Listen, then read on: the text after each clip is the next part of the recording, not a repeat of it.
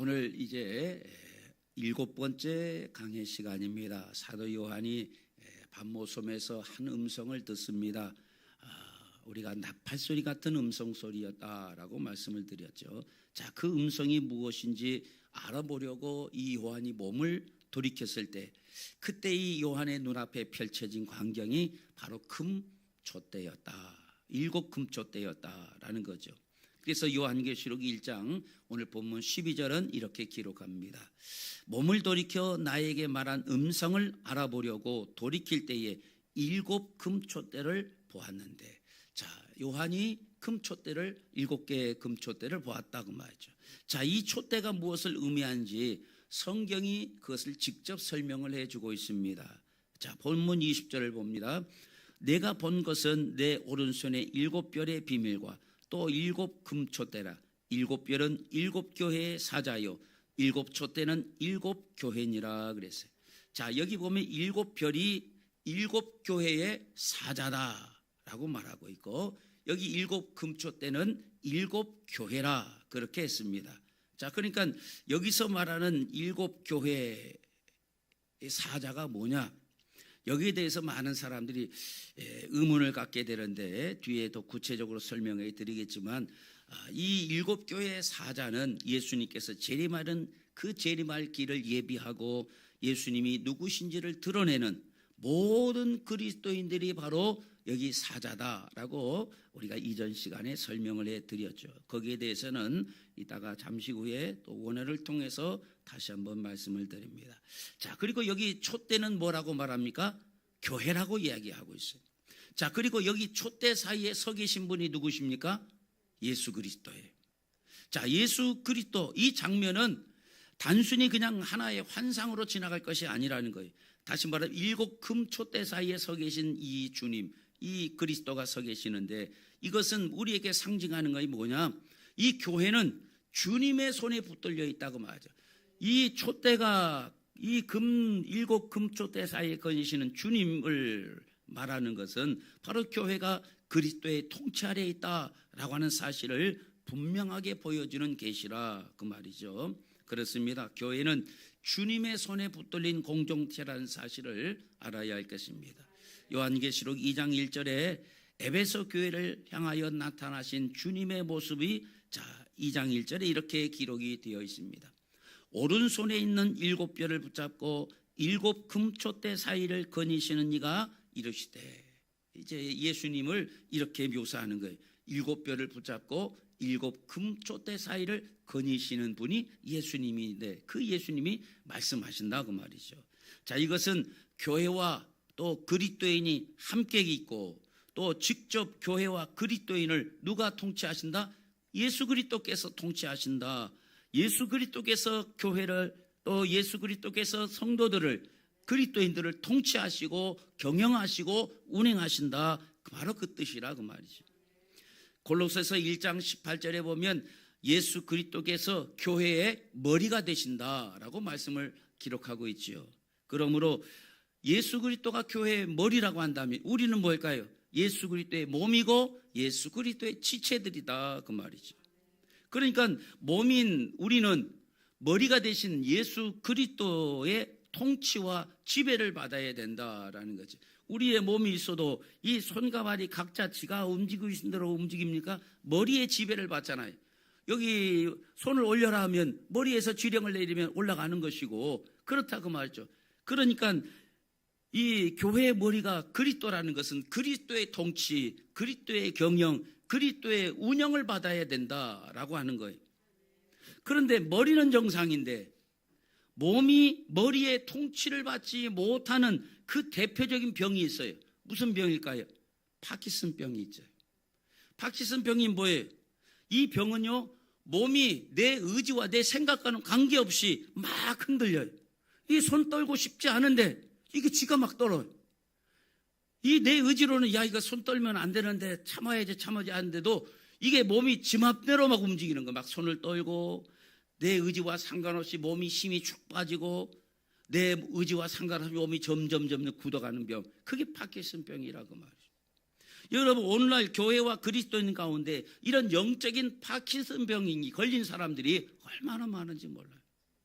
교회가 예수 그리스도의 통치를 받아 살아가야 되는데 이 그리스도의 통치보다 사람의 영향력을 더 받고 사람의 권력 또 사람의 재정에 더 민감해질 때 교회는 병들기 시작한다는 사실을 알아야 할 것입니다. 교회는 어떤 사람의 소유물이 아닙니다. 오직 예수 그리스도의 통치를 받는 공동체라는 사실 여러분 기억하시길 바랍니다. 어떤 교회는 목사가 교회의 주인 아니냐, 목사가 개척해서 땅도 사고 교회도 짓고 건축을 했으니까 목사가 주인이다. 틀린 말이라고 말하죠. 교회는 예수 그리스도가 주인이십니다. 예수 그리스도의 통치를 받는 거예요. 우리는 잠깐 있다가 사라지는 그런 존재들이라 그 말이에요. 그러므로 우리는 예수 그리스도의 통치를 받는 공동체라는 이 분명한 사실을 염두에 두고 신앙생활을 해야 될 줄로 믿습니다. 자, 그렇다면 왜 하나님께서는 교회를 다른 많은 상징들도 있을 텐데 왜 촛대로 표현했을까요? 우리가 뭐 멋진 거 마찬가지, 교회는 칼이다, 검이다, 뭐 이러면 뭘 때려 부시기도 하고 쌀기도 뭐 하기도 하고 굉장히 강력한 이런 좋은 상징들도 많잖아요. 그런데 왜 교회를 다른 어떤 것도 아닌 촛대라고 표현을 하셨는가라고 하는 거죠. 그 배경은 스가랴 4장에 드러나 있죠. 스가랴 4장 2절을 보면 그가 내게 묻되 내가 무엇을 보느냐? 내가 대답하되 내가 보니 순금 등잔대가 있으니 그 위에는 기름 그릇이 있고 또 그 기름 그릇 위에 7 등잔이 있으며 그 기름 그릇 위에 있는 등잔은 위에서 7 관이 있고 그랬어요. 여기 보면 순금 등잔대가 나오죠. 우리가 보면 이 위에 마치 그냥 소주잔 비슷한 그 있고 거기에 이제 그 기름을 넣어서 불을 붙이고 그것을 이제 밑에 관으로 딱 연결 이렇게 시작해가지고 거기에 불을 붙이면 환하게 불타는. 왜냐 옛날에는 초라는 것이 없으니까 기름으로 이렇게 이제 불을 붙이는 거죠. 자, 그리고 그 뒤에 보면 이 그릇 위에 7 등잔이 있으며라고 나누는데 이게 바로 7 금촛대라 그 말이에요. 그렇다면 7 등잔이 하는 일이 뭘까요? 이 등잔의 용도가 뭐예요? 불을 밝히는 거예요. 교회의 존재 이유도 바로 여기에 있다는 사실을 기억하시길 바랍니다. 교회는 어둠 속에서 빛을 비추는 공동체임을 기억하시길 바랍니다. 그래서 여기 교회를 촛대라 그렇게 상징하고 있는 거예요. 자, 그런데 이 7 등잔이 불을 밝히기 위해서는 반드시 뭐가 있어야 됩니까? 등잔만 있어도 돼요? 기름이 있어야죠. 그래서 절대로 이 떨어져서 안 되는 것이 기름입니다. 그리고 성경 전체에서 이 기름은 성령님을 상징하고 있다라고 하는 거예요. 그래서 교회를 7 촛대라 그렇게 표현하고 있다고 말이죠. 다시 말하면 교회는 조직으로 빛나는 공동체가 아닙니다. 프로그램으로 빛을 내는 것이 아니라는 사실을 알아야 됩니다. 교회는 성령의 기름이 공급될 때에 그때만 빛을 발한다는 사실을 기억하시길 바랍니다. 교회에 멋진 오케스트라가 있어서 그 오케스트라와 멋진 하모니를 이루는 찬양대가 예배를 드리면 참 멋지겠죠. 또 아주 멋진 그 악기를 다루는 세션들이 쫙 있어가지고 찬양을 이끌어가면 참 멋지겠죠. 이것으로 교회가 빛을 내는 것이 아니라고 말이죠. 교회는 성령의 기름이 있을 때 비로소 빛을 드러내게 된다는 사실을 알아야 할 것입니다. 여기 아까 스가랴서를 봤는데 이 스가랴 시대에 성전 건축이 이제 그 포로에서 돌아온 그 사람들이 이제 성전을 막 건축하려는데 사마리아 사람들의 방해 공작 때문에 성전 건축이 15년간 중단이 되어 버렸어요. 그때 이 성전을 건축하려는 그 상황이 멈춰지니까 이 사람들이 얼마나 힘들고 지쳐서 포기하고 싶을 때 그때 하나님이 스가랴에게 주신 말씀이 바로 아까 스가랴 4장의 말씀이라고 말이죠.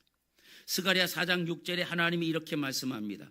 이는 힘으로 되지 아니하며 능으로 되지 아니하며 오직 나의 신으로 되느니라, 나의 영으로 되느니라. 이 말은 성령으로 말미암아 된다라고 말합니다.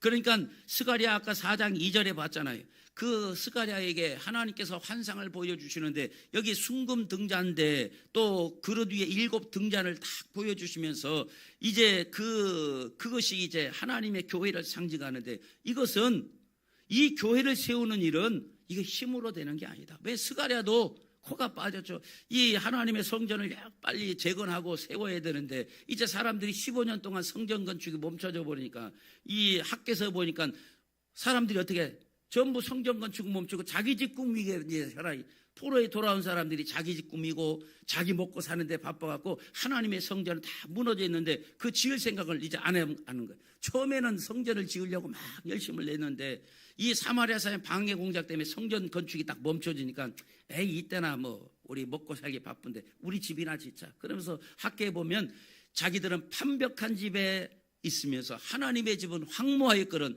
너희가 판벽한 집에 사는 것이 가능하냐 옳으냐 라고 학계가 외치잖아요. 판벽이라는 거 뭐예요? 나무로 쫙 멋지게 요즘 말로 하면 인테리어 쫙 해놓은 집, 멋지게 그냥 꾸민 집. 하나님의 집 다 무너져 있는데 너희들은 그냥 화려한 집에 사는 게 그게 옳으냐? 바로 그 당시에 이 스가랴인 거예요. 스가랴도 하나님의 선자로서 하나님의 집이 무너져서 언제 건축해야 될지 참 낙심되고 있을 때 바로 이 스가랴 4장의 말씀을 주신 거예요. 이 하나님의 교회를 세우고 하나님의 성전을 세우는 일은 힘으로 되는 게 아니다. 이게 능으로 되는 게 아니다. 나의 신으로 되느니라. 교회는 사람의 열심으로 세워지지 않습니다. 여러분, 교회를 다니는 성도들 가운데 우리 교회 망했으면 좋겠다 그러면서 교회 다니는 사람이 어디 있겠습니까? 한 사람도 없을 거예요. 교회를 목회하는 목사가 우리 교회는 더 이상 성장하지 말고 딱 요 모양 요대로 우리끼리 먹고 마시고 재밌게 지내자, 그런 목사가 어디 있겠어요? 다 목사들은 교회 성장의 꿈을 꾸고 성도들도 교회 부흥의 꿈을 꾼다고 말이죠. 그런데 왜 그런 일이 일어나지 않느냐? 성령으로 말미암아 행하지 않기 때문에 그렇다고 말이에요. 사람의 열심 갖고는 뭔가를 교회를 해보려고 사람이 아무리 열심히 해도 그걸로 세워지는 것이 아니라고 말이에요. 하나님의 영으로 세워지는 거예요. 그래서 하나님의 교회를 촛대라 그렇게 표현하고 있는 거예요. 이 촛대에는 기름이 있어야 되고 기름이 있어야 촛대의 역할인 빛을 발하는 역할을 제대로 할 수 있기 때문에 그래서 교회를 촛대라 표현하고 상징하고 있는 거예요. 자, 그럼 이어지는 본문 13절에서 16절까지 보면, 자, 이 교회인 촛대 사이에 계시는 예수님의 모습을 이제 묘사하고 있는 구절인데, 자, 우리 한번 같이 읽어보겠습니다. 촛대 사이에 인자 같은 이가 발에 끌리는 옷을 입고 가슴에 금띠를 띠고 그의 머리와 털의 희기가 흰 양털 같고 눈 같으며 그의 눈은 불꽃 같고 그의 발은 풀무불에 단련한 빛난 주석 같고 그의 음성은 많은 물소리와 같으며 그의 오른손에 7뼈리 있고 그의 입에서 좌우에 날선검이 나오고 그 얼굴은 해가 힘있게 비치는 것 같더라. 자, 이 요한이 이 촛대 사이에 계신 주님의 모습을 이제 봤는데 그 모습을 보면 이 요한이 표현하는 게 여기 보면 발에 끌리는 옷, 또 금띠, 뭐 양털같이 흰 머리, 불꽃 같은 눈, 많은 물소리 같은 음성. 자, 이 모습을 보면 뭘로 보입니까? 부드러운 목자의 모습이 보입니까? 아니에요. 여기 보세요. 발에 끌리는, 이건 아주 임금이라든가 아주 그 왕들이 옷을 쫙 끌리는 옷을 입잖아요. 왕비 같은 것도 쫙 끌리는 옷을 이렇게 입고 여기에 황금 띠를 딱 두르고 머리는 하얀 흰 머리, 불꽃 같은 눈, 많은 물소리 같은 그런 우렁찬 음성이라고 말이죠. 자, 이 모습은 그냥 부드러운 목자의 모습이 아니라 어떤 심판과 권세를 가진 영광의 주님의 모습을 상징하고 보여주고 있는 것 아니겠습니까?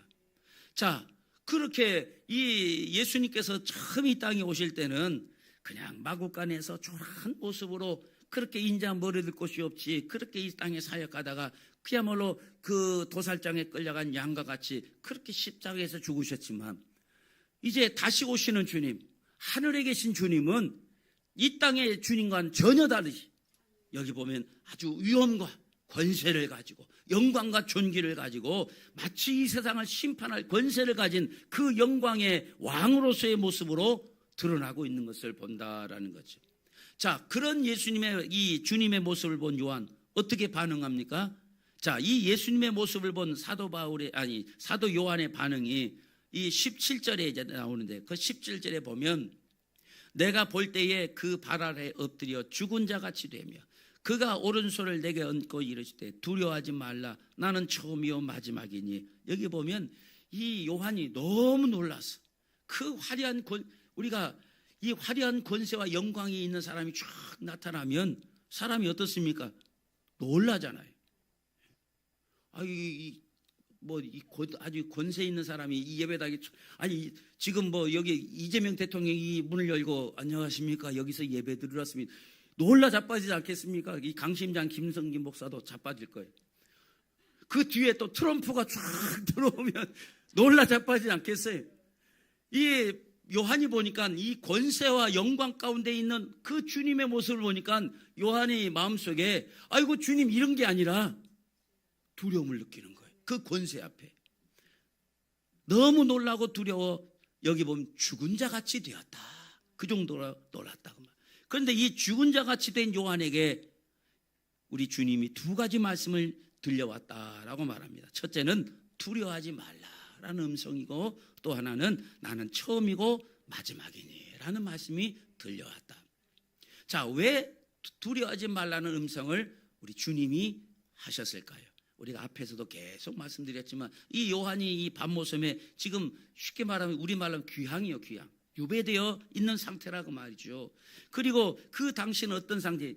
도미티아누스 황제에 의해서 많은 그리스도인들이, 이 도미티아누스 황제가 그리스도인이 씨를 말리겠다고 아주 강력한 박해를 하고 있는 그런 시대였다고 말이죠. 그리고 그 박해 아래에서 많은 그리스도인들이 아주 극심한 두려움으로 실험하고 있는 바로 그 때였다고 말이죠. 그렇지만 그 주님이 두려워하지 말라라고 말씀하고 계시는 거예요. 그 다음에 하시는 말씀이 나는 처음이요 마지막이라는 말씀이에요. 이 말씀의 뜻은 우리가 바로 지난 시간에 알파와 오메가 뜻을 살피면서 이미 다 말씀을 드렸죠. 자, 여기 그렇다면 왜 이 말씀을 우리 주님이 하시는가라는 거죠. 자, 본문 18절을 봅니다. 곧 살아있는 자라 내가 전에 죽었었노라 볼지어다 이제 세세토록 살아있어 사망과 음부의 열쇠를 가졌노니. 자, 이 말씀은 굉장히 중요한 말씀입니다. 여러분, 우리 인류의 역사는 하나님의 구속의 역사입니다. 그리고 주님께서 사망과 음부의 열쇠를 가지셨다, 그렇게 말씀하고 있어요. 이 말은 사망과 음부의 권세를 가지셨다, 이 말은 이 세상에 종지부를 찍을 수 있는 권한이 누구에게만 있다? 오직 예수 그리스도에게만 있다라는 그런 뜻이에요. 그러니까 여러분, 우리가 아무리 이 세상 사는 것이 힘들어도 결국 우리의 인생의 열쇠는 누가 쥐고 계신다? 주님이 쥐고 계신다는 사실을 알아야 할 것입니다. 그러므로 그 사실을 믿고 믿음다운 믿음으로, 변질되지 않는 믿음으로 오늘 우리는 살아야 한다라고 하는 거죠.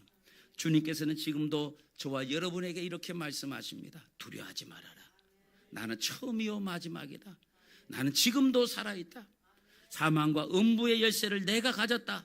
너의 인생의 열쇠도 내가 가졌다.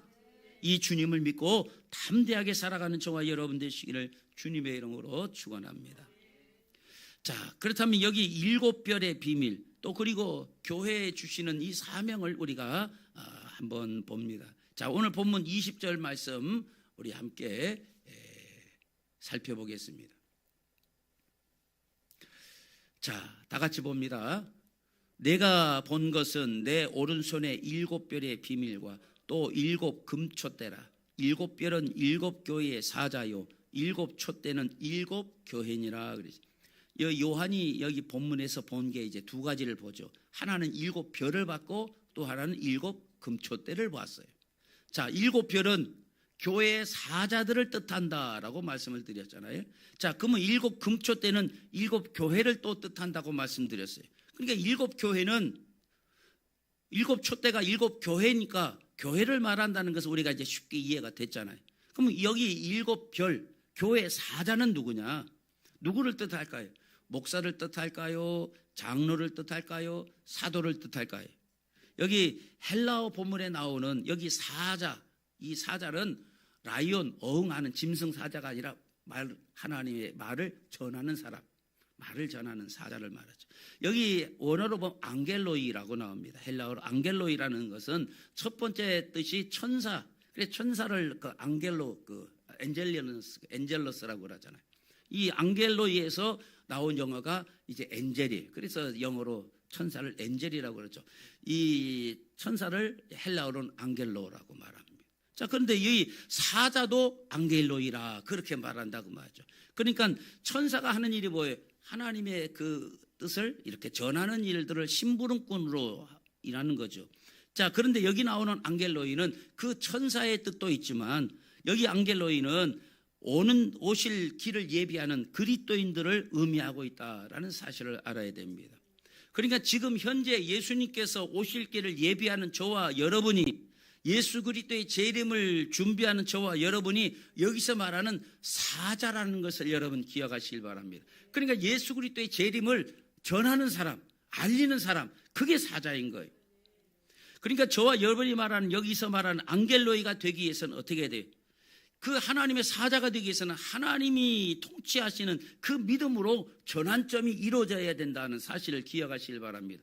그러니까 여러분, 이 하나님이 통치하신 그 통치의 믿음으로 우리가 이 전환을 갖는 게 얼마나 중요하냐. 여러분, 베드로도 이 예수님을 믿는 믿음이 있었어요, 없었어요? 있었잖아요. 그런데 어떻게 합니까? 하나님이 통치하시는 믿음으로 전환이 안 되니까 중간에 실패하는 모습을 보이잖아요. 그런데 우리가 이 사도행전에 보면 이 요한과 베드로가 성전에 올라가다가 미문에 구걸하는 안전뱅이를 보잖아요. 그리고 그에게 말하죠. 금과 금은 내게 줬거니와 내가 있는 것으로 내게 주노니 곧 나사렛 예수 그리스도 이름으로 일어나 걸으라. 이게 바로 마치 베드로가 예전에 이 안전뱅이 같이 성전에 들어가고 싶어도 들어갈 수 없고 움직이고 싶어도 움직이지 못하는 그 상태, 그게 베드로와 요한의 상태였다고 말이죠. 그런데 이 하나님이 통치하시는 오순절날 성령의 역사로 말미암아 하나님이 통치하시는 믿음으로 전환이 되니까 안전뱅이를 일으키는 능력의 역사가 나타났다라는 사실을 보게 됩니다. 바로 오늘 그런 믿음의 전환점이 우리에게도 있어야 한다는 거죠. 하나님이 나의 삶을 온전히 통치하신다는 이 믿음이 확고하고 분명한 이 믿음이 우리에게 있어야만이 비로소 하나님의 그 사자로서의 그 사명을 감당할 수 있다는 사실을 알아야 됩니다. 이와 같이 하나님께서 통치하시는 이 믿음으로 전환점이 있는 사람은요, 뭐가 다르냐? 하나님의 통치함을 받기 이전의 삶과는 말하는 것이 달라요. 깨닫는 것이 달라요. 생각하는 것이 다르고 하나님을 대하는 것이 달라요. 예배하는 것이 분명히 다르게 된다라는 거죠. 자, 그 다음 보면 7별의 비밀이라는 것이 나옵니다. 여기 비밀을 헬라어로 무스테리온이라고 말합니다. 이 무스테리온이라는 이 말이 무슨 뜻이냐? 다니엘서 2장 28절을 봅니다. 오직 은밀한 것을 나타내실 이는 하늘에 계신 하나님이시라. 그가 느부갓네살 왕에게 후일에 될 일을 알게 하셨나니 왕의 꿈, 왕의 침상에서 머릿속으로 받은 환상은 이러하니라. 여기 나온 후일에 될 일, 이게 바로 무스테리온이, 이게 비밀이라고 말이죠. 또 요한계시록 1장 1절을 봅니다. 여기 보면 예수 그리스도의 계시라. 이는 하나님의 그에게 주사 반드시 속히 일어날 일들을 그 종들에게 보이시려고 그의 천사를 그 종 요한에게 보내어 알게 하신 것이라 그랬어요. 여기 나오는 반드시 속히 일어날 일, 이게 바로 무스테리온이라고 말이죠. 그렇다면 7별의 비밀은 뭐냐 그 말이죠. 7별, 별이 아까 하나님의 사자라고 그랬어요. 그 하나님의 사자는 누구라고 말합니까? 예수 그리스도의 그 비밀을 전하는 우리들이 바로 사자라고 말씀드렸어요. 그러니까 이 7별이 가지고 있는 그 비밀이 뭐예요? 7별의 이 무스테리온이 뭐냐? 바로 복음인 거예요, 복음. 어떤 복음입니까? 잃어버린 양을 찾는 복음. 언제까지 그 일을 해야 될까요? 14만 4천이 찰 때까지. 14만 4천은 그 숫자 14만 4천이 아니라 하나님이 원하는 구원의 충만한 숫자, 그게 14만 4천인 거예요. 그 수가 찰 때까지 이 사자인 우리가 이 복음의 나팔수가 되어 이 복음을 전하는 자가, 예수 다시 오실 예수 그리스도를 전하는 자가 되어야 한다라고 하는 거예요. 그러니까 여러분, 이 7별의 사자가 주의 종이라고 말하면 성경을 잘못 보는 거예요. 그렇게 요한계시록을 말하면서 마치 목사가 그 교회 그 사자가 돼서 목사가 전하는 말만이 어떤 일곱 별이요 사자라고 얘기하는 것은 성경을 잘못 보는 거예요. 여기 사자는 안겔로스, 바로 우리 그리스도인들, 예수 그리스도의 복음을 전하는 우리들이 사자요. 우리에게 맡겨진 그 비밀이 뭐예요? 구원의 복음. 바로 이것이 비밀이. 그게 무스테리온이다 그 말. 자, 여기서 일곱 별의 비밀을 맡은 사람이 바로 교회인 저와 여러분이 이 교회 복음의 비밀을 맡은 자인 것을 믿으시길 바랍니다. 그러므로 교회가 교회다운 교회가 되고 성도가 성도다운 성도가 되기 위해서는 우리에게 맡겨진 이 일곱 별의 비밀인 잃어버린 양을 찾는 일을 중단하면 안 된다고 말이에요. 자, 이제 요한계시록 2장으로 넘어갑니다. 자, 요한계시록 2장을 살펴보는데 앞에서 우리는 처음에 요한계시록이 무슨 글이라고 말했어요? 편지글이라고 말했잖아요. 자, 특별히 요한계시록 2장과 3장은 소아시아 7교회에 보낸 편지입니다. 그 당시 소아시아 이 지역은 지금 말하면 터키 지역을 말하죠. 자, 이 편지는 그래서 편지글은 문자적으로 해석해야 된다고 말했어요? 상징적으로 해석해야 된다고 말씀드렸습니까? 문자적으로 이해를 해야 된다고. 왜냐? 편지글을 상징으로 기록하면 어떻게 돼요? 듣는 사람 알아들어야 못 들어요. 못 듣지. 그러니까 편지글은 문자적으로 기록해. 그래야 편지를 받는 사람이 쉽게 알아들을 수가 있어요. 그래서 이 요한계시록이 편지글이기 때문에 이 가장 중요한 것이 문자적으로 먼저 보고 그 다음에 상징적인 부분은 또 상징적으로 우리가 해석해야 된다라고 말씀을 드렸잖아요. 그러니까 이 상징적으로 해석을 다 해버리면 편지를 받는 사람이 이해를 못하기 때문에 그래서 이 요한계시록에는 이 문자적인 해석이 먼저 중요하다. 그렇기 때문에 여기 나오는 7교회는 어떤 상징적인 교회입니까? 실제 있는 교회입니까?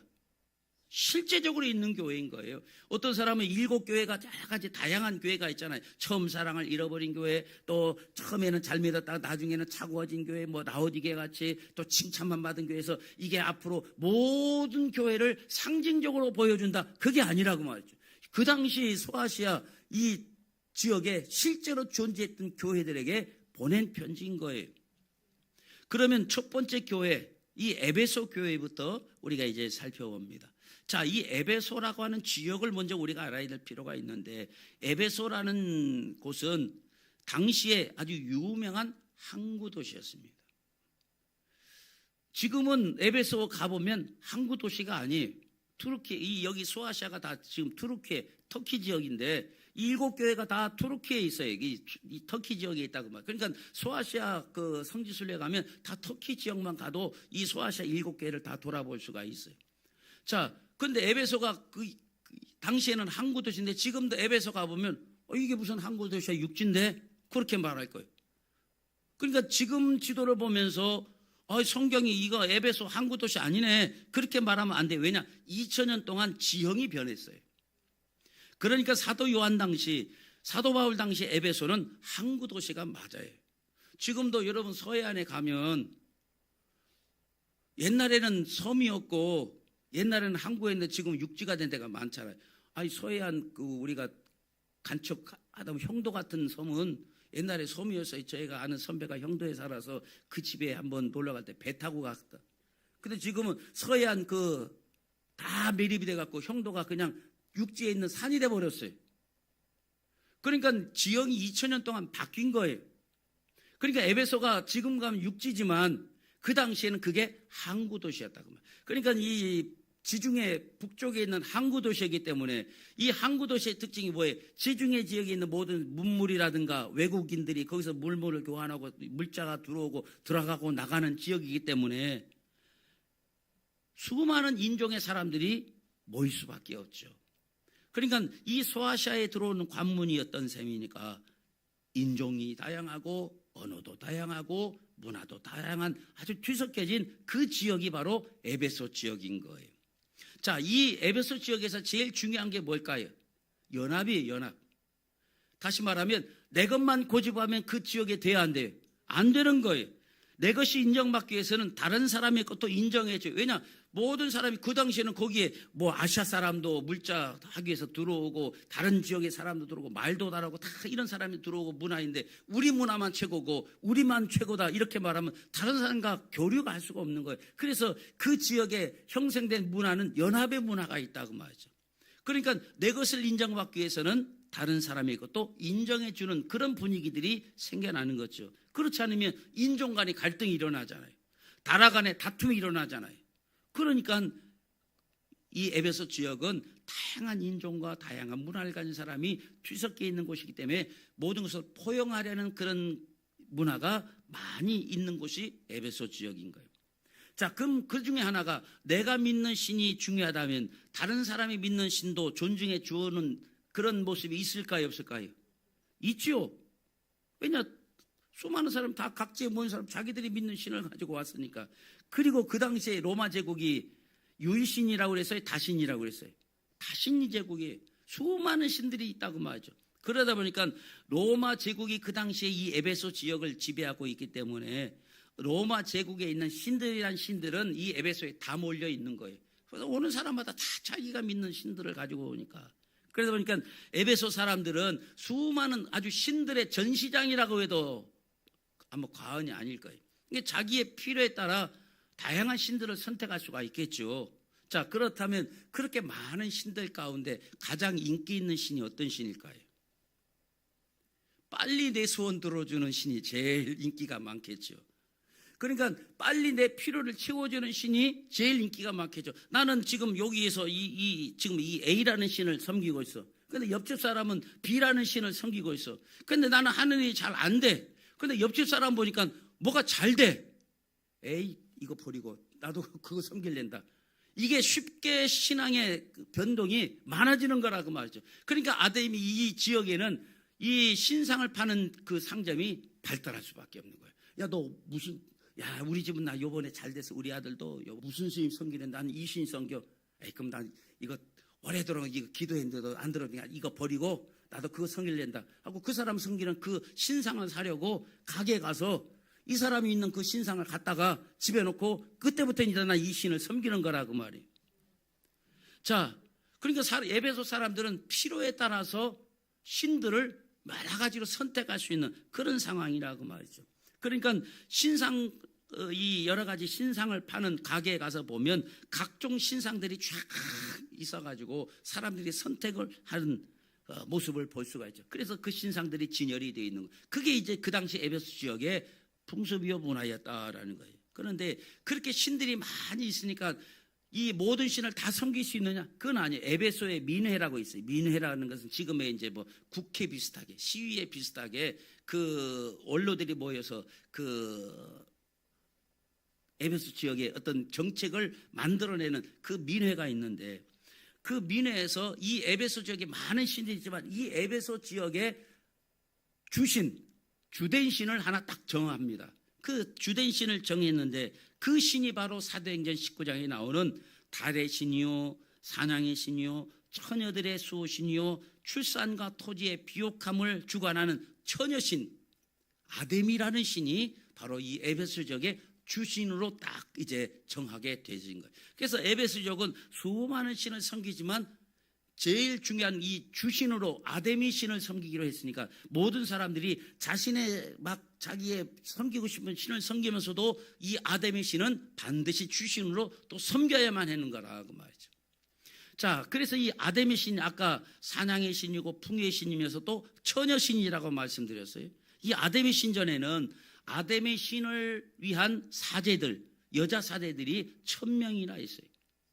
쉽게 말하면 이 일반 성도가 1000명이 아니라 목회자가 1000명이라는 거예요. 사제가 1000명이에요.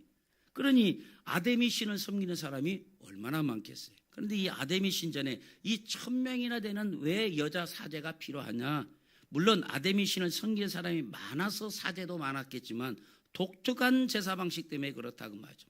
여러분, 우리 광명교회는 목사 한 사람만 예배를 인도하잖아요.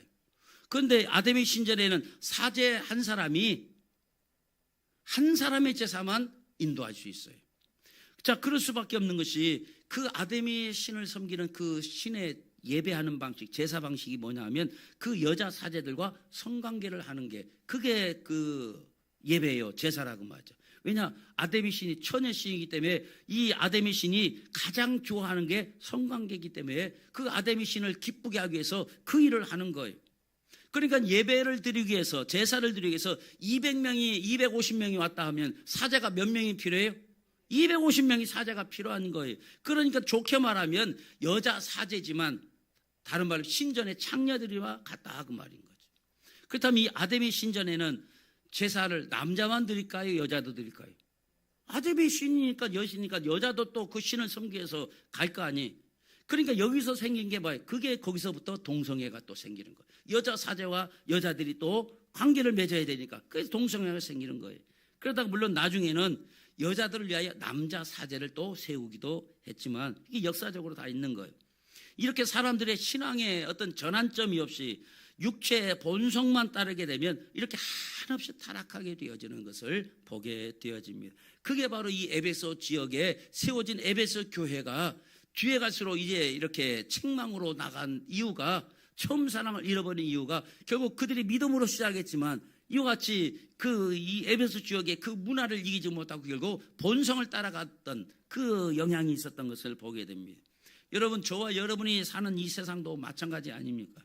지금 우리가 사는 세상에는 온갖 음란과 탐욕은 물론 온갖 죄악들이 가득한 것을 보게 됩니다.